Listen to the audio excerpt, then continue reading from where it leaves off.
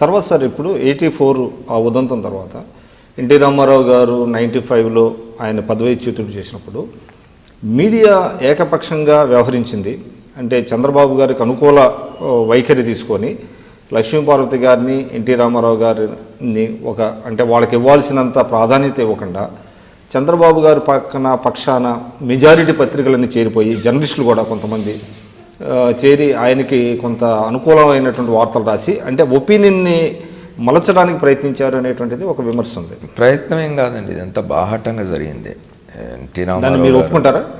NT Ramarao గారు లక్ష్మీపార్వతి గారిని వివాహం చేసుకున్న దగ్గర నుంచి చేసుకునే ముందు నుండి కూడా ఆయన ఎప్పుడైతే మేజర్ చంద్రకాంత్ సినిమాలో నటించి ఆ తర్వాత మేజర్ చంద్రకాంత్ 100వ రోజు పండుగ తిరుపతిలో జరిగింది, మీకు గుర్తుంటే అక్కడి నుంచి మొదలైంది. 93లో ఆయన తిరుపతి వేదిక మీద నుండి ఆయన ప్రకటించినారు లక్ష్మీపార్వతిని వివాహం చేసుకోబోతున్నట్టుగా. సో అక్కడి నుంచే మీడియా రోల్ మొదలైంది. మీడియా లక్ష్మీపార్వతికి వ్యతిరేక వైఖరి తీసుకోవడం అనేది, మీడియాలో మెజారిటీ మీడియా లక్ష్మీపార్వతి వ్యతిరేక వైఖరి తీసుకున్నది. ఆనాడు ఎన్టీ రామారావు గారు అక్కడ ప్రకటన చేసిన తర్వాత నిజానికి ఆ రోజు జరిగిన సంఘటనలు, నేను ఆంధ్రప్రభ బ్యూరో చీఫ్గా ఉన్నాను, నేను చీఫ్ రిపోర్టింగ్ ఇన్ఛార్జ్గా ఉన్నాను. నేను ఇప్పుడు విజయవాడలో తిరుపతిలో మా విలేకరి అతను సినిమా ఫంక్షన్ కదా ఎందుకు లేని వెళ్ళలేదు. ఇండియన్ ఎక్స్ప్రెస్ ఆంధ్రప్రభ విలేకరిగా ఉన్న జర్నలిస్ట్ తిరుపతిలో మేజర్ చంద్రకాంత్ 100వ రోజు ఫంక్షన్, అది సినిమా ఫంక్షన్, నాకేం సంబంధం అని ఆయన వెళ్ళలే. అక్కడ వేదిక మీద ఎన్టీ రామారావు గారు ప్రకటించడం, చంద్రబాబు నాయుడు గారు వచ్చి వెంటనే మైక్లు ఆఫ్ చేయడము, లైట్లు ఆఫ్ చేయడము, వెంటనే మీటింగ్ ఆపేయడం, ఇదంతా జరిగింది. ఇది పెద్ద హై డ్రామా కదా. ఆయన ముఖ్యమంత్రిగా పనిచేసిన వారు, ప్రతిపక్ష నాయకుడిగా ఉన్నవారు, ఆయన ఒక సంచలనాత్మకంగా నిర్ణయం తీసుకున్నప్పుడు అది పత్రికల్లో రావాలి కదా. ఆ విషయం మాకు హైదరాబాద్లో తెలిసి మేము తిరుపతిలో మిగతా పత్రికల మిత్రులతో మాట్లాడి ఆ సభలో పాల్గొన్న వాళ్ళ కొంతమందితో వార్త తీసుకున్నారు, అంత చేసి వార్త సేకరించి రాసినాం మేము. తెల్లవారి నుంచే ఆయన వెంటనే హైదరాబాద్ వచ్చినారు ఎన్టీ రామారావు గారు. తెల్లారి లక్ష్మీపార్వతి గారిని తీసుకొని తన ఇంట్లోనే రిజిస్ట్రార్ని పిలిపించి పెళ్లి చేసుకొని ప్రకటించినారు తన వివాహాన్ని. అక్కడి నుంచే మీడియా, ముఖ్యంగా సంపాదకులు, వీళ్ళంతా కూడా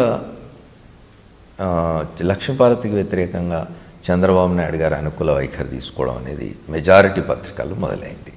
మొదలైనప్పుడు ఆ వారం నాకు గుర్తున్నది, నేను 1991 నుంచి నేను 25 ఏళ్ళుగా ఒక కాలం రాస్తున్నాను, పొలిటికల్ కాలం, డేట్ లైన్ హైదరాబాద్ అని చెప్పి.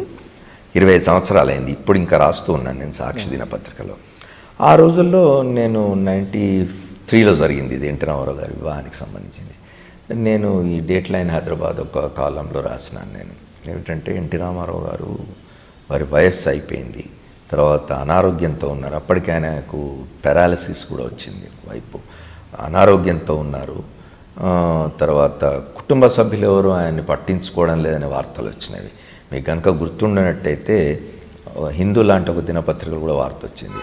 ఒక దసరా పండుగ రోజున ఆయన ఒక 2 సన్నిహితంగా ఉన్న జర్నలిస్టుల మిత్రులను ఇంటికి పిలిపించుకొని వారితో కలిసి భోజనం చేసి కన్నీళ్లు పెట్టుకున్నారనేది. కుటుంబ సభ్యులు ఎవరు రావడం లేదు, చూడడం లేదు నన్ను అని చెప్పి బాధపడ్డారు. అప్పటికి ప్రతిపక్షంలో ఉన్నారు.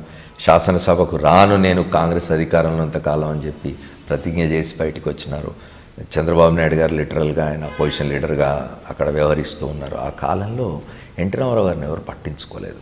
అప్పుడు లక్ష్మీపార్వతి గారు ఆయనకు సేవలు చేసినారు. చేసిన తర్వాత ఆయన ఆమెను పెళ్లి చేసుకోవాలనుకున్నారు. ఇందులో ఏం తప్పున్నది? చాటుమాటు వ్యవహారాలు నడిపేవారి కంటే ఎన్టీ రామారావు గారు చాలా ఉన్నతమైన వ్యక్తి, తన ఇష్టమైన ఆమెను పెళ్లి చేసుకుంటున్నాడు. శేష జీవితంలో తనకు తోడుగా ఉండడానికి ఒక మహిళను పెళ్లి చేసుకోవడంలో తప్పే ఉంది అని నేను రాసినాను. నేను రాస్తే మా సంపాదకులు కూడా దాన్ని 4 రోజుల పాటు ఆపిపెట్టినారు. మీ వీక్లీ కాలం ఆపారు. నేను వెళ్ళి గొడవపడాల్సి వచ్చింది. దీక్షితులు గారు, మీరు కనుక ఈ కాలం ప్రచురించకపోతే వచ్చే వారం నుంచి నేను ఈ కాలం రాయను, ఎందుకంటే కాలం రాసుకునే స్వేచ్ఛ నాకున్నది. నేను కాలంలో ఇది వార్త కాదు, సంపాదకీయ వ్యాఖ్య అనేది ఫ్రీ. మనకు ఇది ఉంది కదా, news is secret, comment is free. ఇది నా కామెంట్. ఇది నా అభిప్రాయం. మీరు దీన్ని కాదనడానికి వీల్లేదని చెప్పి గొడవపడి 4 రోజుల తర్వాత వేయించుకోవాల్సి వచ్చింది. వేశారు చివరికి. వారు కూడా దాన్ని గౌరవించినారు, వేసినారు. వారికి నేను కృతజ్ఞుడిని. ఆ తర్వాత కంటిన్యూ చేసిన. తర్వాత కాలంలో ఎన్టీ రామారావు గారు అధికారంలోకి వచ్చి చంద్రబాబు నాయుడు గారికి రెవెన్యూ, ఫైనాన్స్ 2 శాఖలు ఇచ్చిన తర్వాత కూడా మాటి మాటికి పత్రికలు రాయడం మొదలుపెట్టినాయి. ఎన్టీ రామారావు మీద లక్ష్మీపార్వతి పెత్తనం నడుస్తుంది. కొంత వారి లక్ష్మీపార్వతి గారి కాంట్రిబ్యూషన్ కూడా ఉన్నాయి. కాంట్రిబ్యూషన్ కూడా ఉంది దానికి. సహజంగా ఇప్పుడు మీరు ముఖ్యమంత్రి అవుతే 24 గంటలు మీ పక్కన ఉండేవాళ్ళు మిమ్మల్ని ప్రభావితం చేస్తారు కదా, మీ భార్యో మీ పిల్లలో ఇంకోళ్ళు. అదేవిధంగా లక్ష్మీపార్వతి గారు కూడా ఆయన కొన్ని నిర్ణయాల మీద ప్రభావం చూపించి నిర్ణయాల్ని ప్రభావితం చేసి ఉండవచ్చు. చేసిన మాట కూడా వాస్తవమే.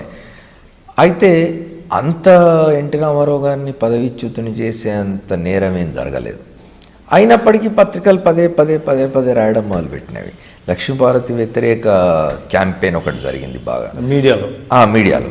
అది జరుగుతున్న కాలంలో నేను మళ్ళీ ఒక డేట్ లైన్ హైదరాబాద్లో ఒకటి రాసినాను. నేను పదే తెలుగుదేశం కార్యకర్తలు నొచ్చుకుంటున్నారు, గాయపడ్డారు, బాధపడుతున్నారు అని చెప్పి వార్తలు పదే పత్రికల్లో వస్తూ ఉంటే నేను ఒక డేట్ లైన్ హైదరాబాద్ ఒక వారం రాసినాను. నేను ఏమిటంటే, చంద్రబాబు నాయుడు గారి కాలికి గాయమైతే తెలుగుదేశం పార్టీలో ఉన్న 30 లక్షల మందో 40 లక్షల మందో కార్యకర్తలు కాలికి బ్యాండేజ్ కట్టుకోవాలని కోరితే ఎట్లా అని ఒక డేట్ లైన్లో రాసినాను నేను. అది ప్రచురితమైంది.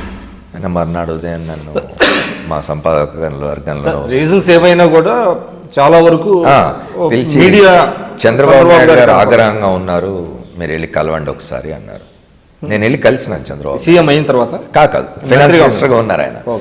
వెళ్ళి జూబ్లీహిల్స్లో వారి నివాసంలో కలిసినాను నేను. బ్రేక్ఫాస్ట్కి వెళ్ళి వారు ఇట్లా రాస్తే ఎట్లా, నేను ఇందులో వాస్తవం లేకపోతే చెప్పండి, మీరు నాకే అభ్యంతరం లేదు ఒకసారి చేసుకోవడానికి. ఎట్లా ఇది కార్యకర్తలకు ఏ రకంగా నష్టం జరుగుతుందని మీరు రాస్తున్నాను. సరే, వారి వాదన వారు చెప్పినారు, నా వాదన నేను చెప్పి వచ్చేసినాను. అప్పట్లో ఖచ్చితంగా మీడియా కొంత రోల్ ప్లే చేసి లక్ష్మీపార్వతి వ్యతిరేక అంటే ఎన్టీఆర్ వ్యతిరేక అంటే లక్ష్మీపార్వతి పేరుతో ఎన్టీ రామారావుకు వ్యతిరేకంగా జరిగిన దానికి మీడియా తప్పనిసరిగా ఇవాళకైనా మీడియా నిజమే ఆనాడు మేము ఈ తప్పు చేసినామని చెప్పాలి.